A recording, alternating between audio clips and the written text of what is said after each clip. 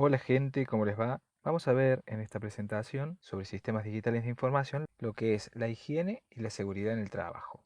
¿Por qué debemos trabajar en lugares cuyas condiciones y procedimientos de trabajo sean seguros? Básicamente porque nos va a ayudar a prevenir lesiones corporales, daños materiales y pérdidas de datos. Todos los involucrados en este trabajo deben ser conscientes de los procedimientos que deben realizar para evitar lesiones propias o ajenas. Cuando trabajamos con desechos electrónicos, debemos considerar que son desechos altamente contaminantes y altamente reciclables, por lo que desechar basura electrónica es diferente a desechar cualquier otro tipo de basura.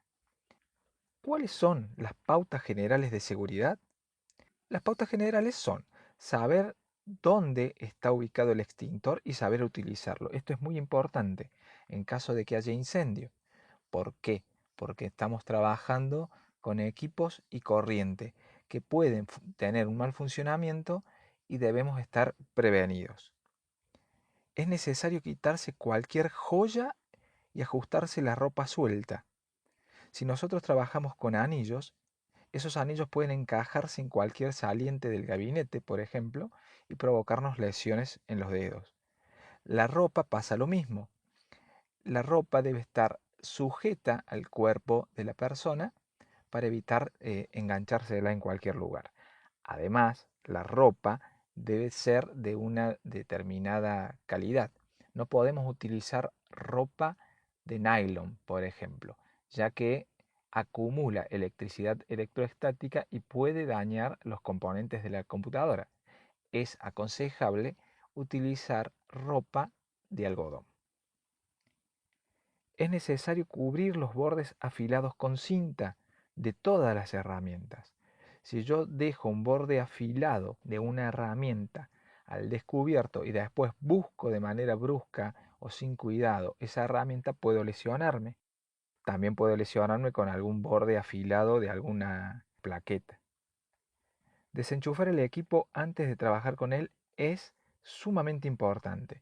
Debemos desenchufar el equipo y esperar un cierto tiempo, sobre todo si vamos a trabajar con fuentes, ya que la electricidad queda acumulada o queda electricidad residual. No ingerir alimentos o bebidas en el lugar de trabajo. Cuando nos dedicamos a trabajar con computadoras, el trabajo que nosotros entreguemos va a ser tan profesional como seamos nosotros. Si bien la gente no debe ingresar al taller donde nosotros trabajamos, es aconsejable que esté limpio para evitar accidentes, como bien dijimos, o para evitar, por ejemplo, que se nos caiga líquido en algún teclado, monitor o placa de alguno de los clientes, que obviamente tendremos que reponer nosotros con el costo que eso amerita. No tocar las áreas calientes o de alto voltaje de una impresora.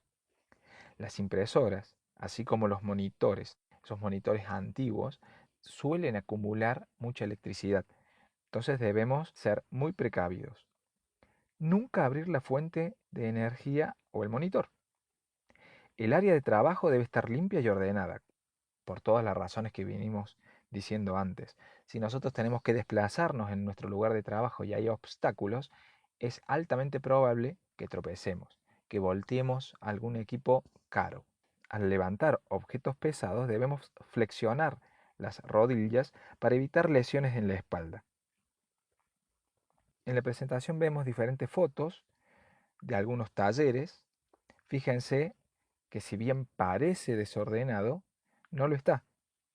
Esa similitud con el desorden es el orden que lleva ese señor, el dueño del taller, y todos los componentes están ubicados juntos, ¿sí? Los componentes de un determinado tipo. Y no hay elementos desparramados por cualquier parte del laboratorio. Además, el laboratorio, si se fijan, tiene muchos enchufes. Los tomas corrientes son esenciales. Tiene que haber una gran cantidad de tomas corrientes porque vamos a necesitar enchufar monitores, CPUs, impresoras, ¿sí? Para realizar todas las pruebas. Siempre debemos tener un equipo destinado a pruebas. Los tomas corrientes deben ser de buena calidad y con llave térmica propia para poder cortar el suministro de electricidad ante cualquier recalentamiento en algún equipo. Es imprescindible que el taller cuente con buena iluminación, en lo posible natural, y con una buena ventilación. Los monitores, los teclados, los mouse, debemos contar con varios de estos equipos y es imprescindible utilizar monitores en la medida de lo posible LED para optimizar los espacios que estamos utilizando. Podemos contar con mesas de trabajos rodeando el laboratorio o con una mesa de trabajo amplia donde podamos trabajar cómodos. Es necesario tener una llave térmica para aislar la protección de este tipo dentro del taller y así evitar que un cortocircuito afecte a otras habitaciones. Otro tipo de equipo que debe haber en el taller es el disyuntor diferencial. Este elemento es muy importante, nos puede salvar la vida si hay alguna diferencia eléctrica, algún golpe de tensión. La luz natural es imprescindible y debemos aprovecharla el mayor tiempo posible. Después debemos tener instalada una luz general, una luz artificial general, una lámpara en el techo, en la pared, ¿sí? Que nos permita tener una iluminación amplia cuando no hay sol.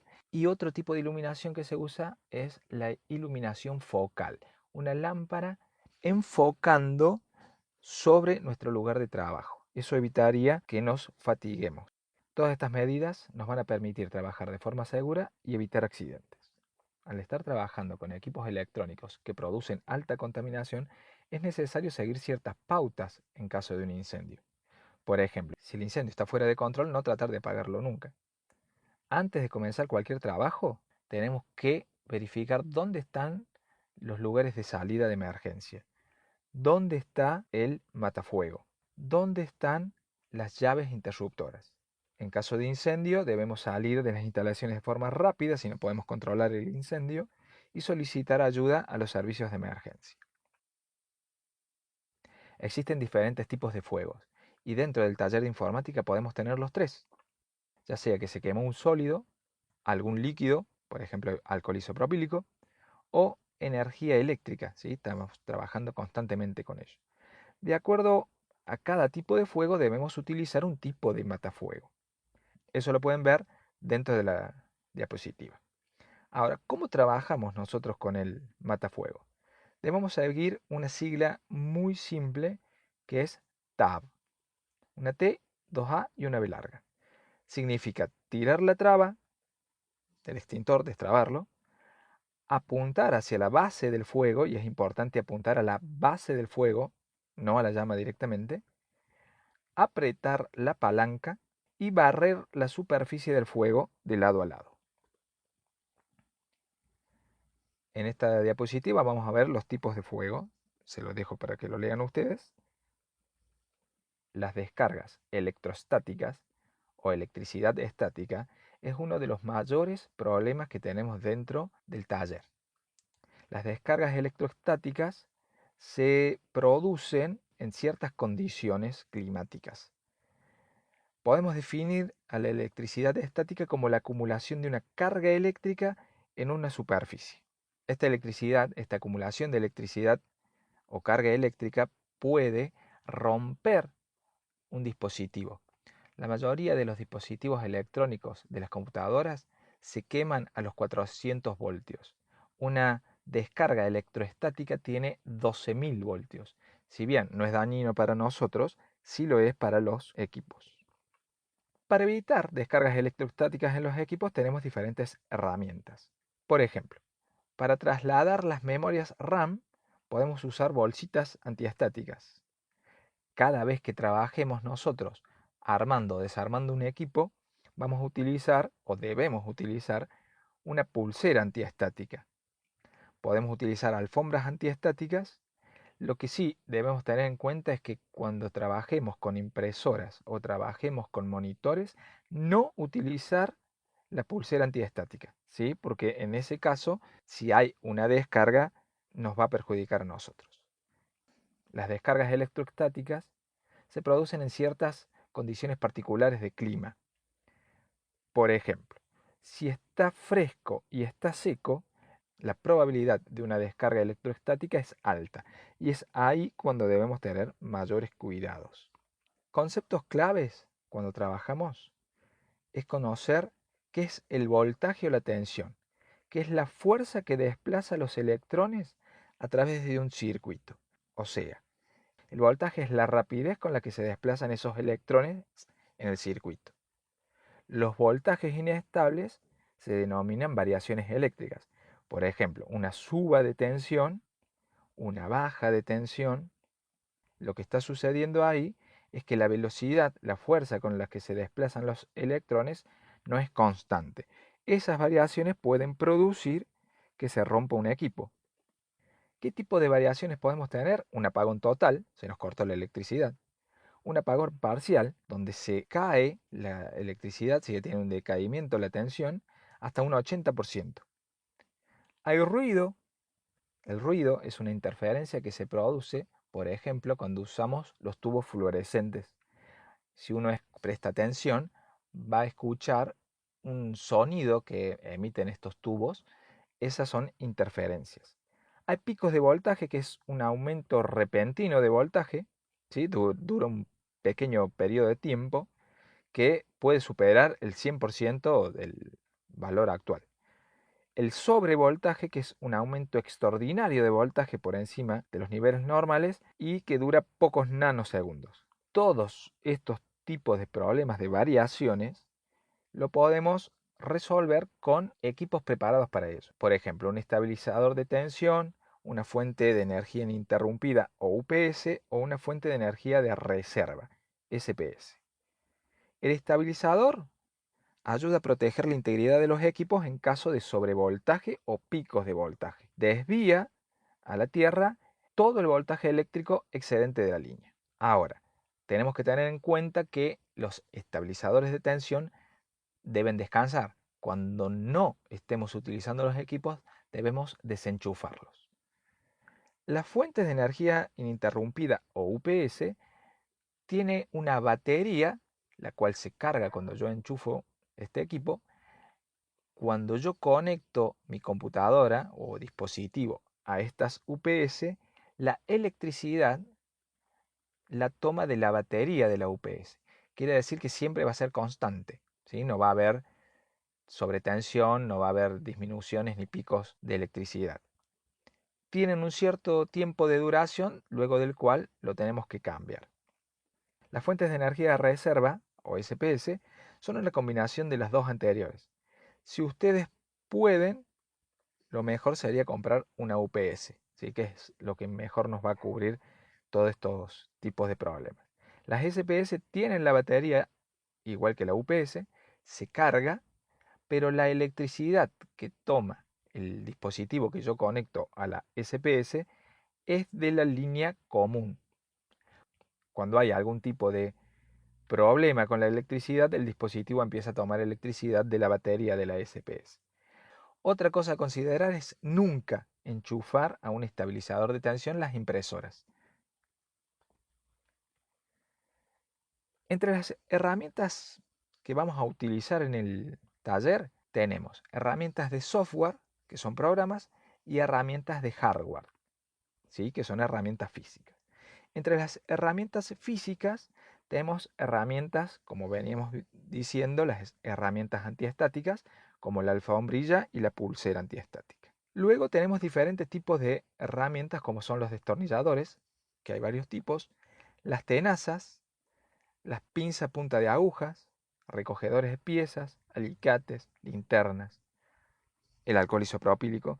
Ese tipo de alcohol es un alcohol que se seca muy rápido, sirve para limpiar los componentes eléctricos precisamente por eso, porque se evapora rápidamente. En la diapositiva de herramientas de hardware vamos a ver las cabezas de los tornillos y su nombre, para que ustedes los puedan diferenciar más rápido. Entre las herramientas de hardware, en esta diapositiva podemos ver las cabezas de los tornillos y el nombre del destornillador. Esos cuatro son los más comunes a la hora de armar o desarmar una computadora. Hay gabinetes que no tienen en absoluto tornillos y se arman o desarman con puntos de encastre. Otras herramientas son el soldador, el cortador de cables, la pinza punta de agujas o el recogedor de piezas. Fíjense que el recogedor de piezas es como una aguja. Cuando uno aprieta esa aguja salen como 3 o 4 alambritos que nos facilita tomar los tornillos de los lugares más incómodos cuando caen, por ejemplo, a la hora de armar un gabinete. Vienen diferentes tipos de kits donde tienen muchas herramientas, las que hemos visto aquí y otras, o podemos comprarlas por separado. Eso ya depende de cada uno. A la hora de limpiar también contamos con herramientas. El paño suave es un paño que es de una especie de goma que evita rayaduras o evita dejar residuos y a su vez evita la electricidad estática. El aire comprimido, que puede ser el de la diapositiva en una botella o podemos tener un compresor, nos permite limpiar las plaquetas, sacar la tierra, ¿sí? El organizador de piezas es muy útil a la hora de diferenciar lo que son los tornillos, arandelas de diferente tipo que podemos estar utilizando, los precintos para organizar el cablerío dentro del gabinete. A la hora de realizar diagnósticos contamos con el multímetro digital o un adaptador loop de prueba. El multímetro digital va a servir para evaluar la integridad de los circuitos y la calidad de electricidad de los componentes. Si hay alguna falla en el componente, muy probablemente sea porque la electricidad no fluye como debe hacerlo. El adaptador loop es una herramienta que nos permite corroborar la funcionalidad básica de los puertos de la PC. Con esto podemos verificar si el puerto funciona o no. Si nos ponemos a hablar acerca de herramientas de software, hay diferentes programas. Ahí listamos varios. Puede haber más. Por ejemplo, yo utilizo muy frecuentemente uno que se llama Claris, que se los voy a dejar anotado. Ese programa sirve para hacer todo lo que hace cada uno de estos programas y está todo centrado dentro de un único software. Los programas que están en la diapositiva son los que vienen con el sistema operativo.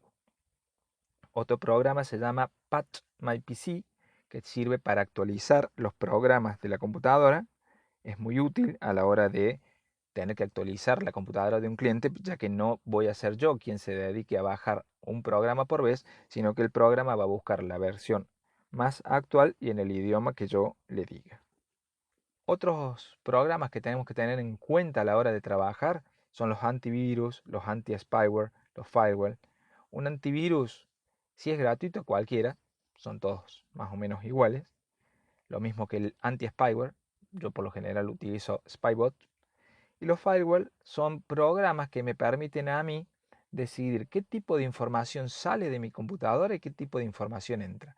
De esta manera voy a estar bloqueando programas dañinos que podrían estar conectándose con Internet y hacen que la conexión de Internet se vuelva más lenta. A la hora de trabajar en un taller informático, si lo vamos a hacer de forma profesional, debemos tener alguna manera para que podamos documentar y organizar la información. El cliente no se va a acordar cuándo vino, qué le arreglamos, qué falla tuvo. Entonces, si viene un cliente con un equipo, debo registrar el equipo, debo registrar los errores o el diagnóstico que le hice, qué cambios le realicé. De esta manera, cuando vuelva el mismo cliente, si viene con ese equipo, yo ya tengo una serie de pautas de qué falló la vez anterior y qué podría suceder ahora. Es necesario tener los manuales, por ejemplo, de los fabricantes de cada uno de los equipos, donde yo puedo consultar las fallas más comunes. Debo tener también el registro de qué repuestos estoy utilizando más a menudo para facilitar la compra y la reposición de los mismos. Aquí termina la presentación. Les voy a pedir que envíen cualquier tipo de duda, cualquier tipo de consulta. No importa si a ustedes les parece que es una duda tonta. Si uno no sabe, tiene que preguntar. No se queden con dudas. Tienen mi correo, tienen las aulas de Classroom y tienen Telegram. Así que por cualquier vía pueden consultar, no importa la hora, no importa el día, simplemente consulten. Consulten y les vamos a contestar. Para eso estamos. Que estén bien, hasta la próxima.